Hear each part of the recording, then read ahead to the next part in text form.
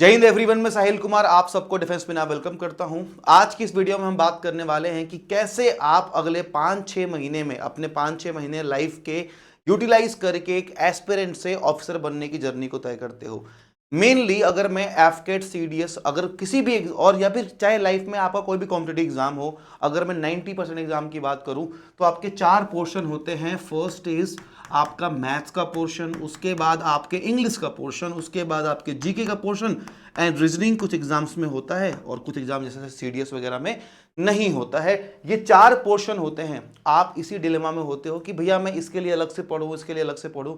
मैं कहता हूं हर चीज से कट ऑफ होके, मतलब अपने प्रिपरेशन के लूप में बार बार एग्जाम ना क्लियर करके 2 साल 3 साल बर्बाद करने से अच्छा है कि सब कुछ छोड़ के, अगर नहीं हो रहा है तो अपने आप को 6 महीने इसकी तपस्या में जलाओ। अगर उसके बाद भी ना हो तो ये सोचते ना कि फिर किसी और लाइन के लिए बने हुए हो, ये एग्जाम तुमसे नहीं होने वाला। खुद के 1-1.5 साल 2 साल 3 साल आपको फूकने की नीड नहीं है बाबू। मैथ्स की अगर मैं बात करूं, मैंने आपसे 6 महीने का टाइम मांगा। अगर मैं मैथ्स की बात करूं, अर्थमेटिक और एडवांस दोनों को मिला दूं, एक बच्चा अच्छे लेवल पे, सीडीएस लेवल पे इस चीज को 2 से 3 महीने में कंठस्थ कर सकता है। आज के टाइम पे आप मुझे प्लीज बताना कमेंट सेक्शन में कि आपको कितना टाइम हो गया एग्जाम का प्रिपेयर करते हैं और आपका अभी तक क्लियर हुआ कि नहीं हुआ। आप समझ रहे हो ना, फाइनल सिलेक्शन हुआ कि नहीं हुआ।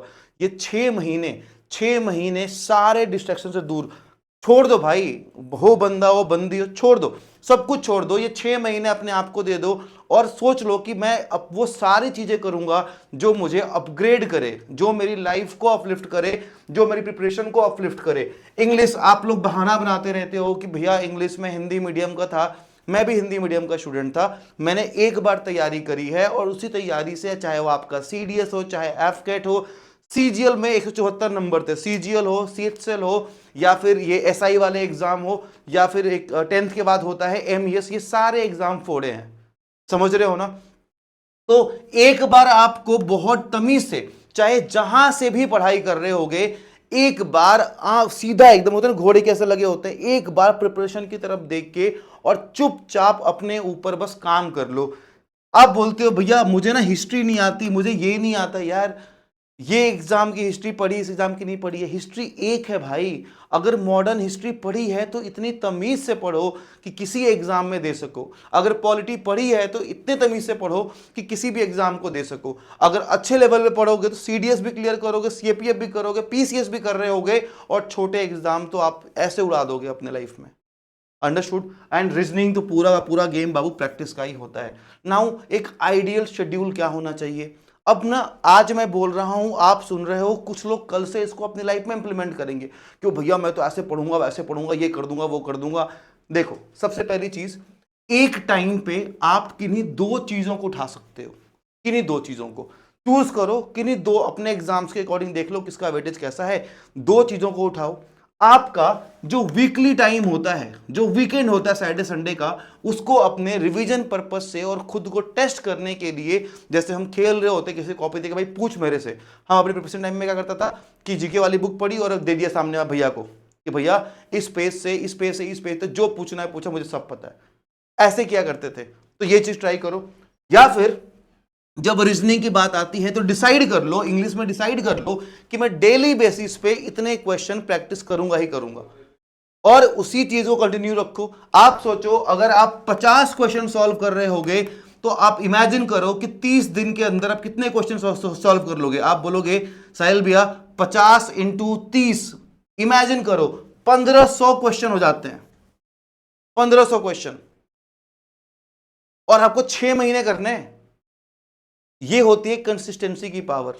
इस तरीके से बच्चे का एग्जाम क्लियर होता है। मैं इसलिए बोलता हूं कि जब भी अगर आपको ऐसा लगता है, आप चाहते हो कि आप अभी अपने इस फेज में हो अपनी लाइफ के, कि आप अपनी लाइफ के 6 महीने 5 महीने प्रिपरेशन जर्नी में लगा सकते हो, मैं आपको बड़े भाई होने के नाते स्ट्रांगली बोलूंगा कि जो डिफेंस मैनिया गुरुकुल है, आपको वहां आ जाना चाहिए। आपका एडमिशन टाइम जो अपना है 20 से 25, मतलब 20 को रिपोर्टिंग है, 25 तक आप लोग सेटल हो रहे होगे यहां पे।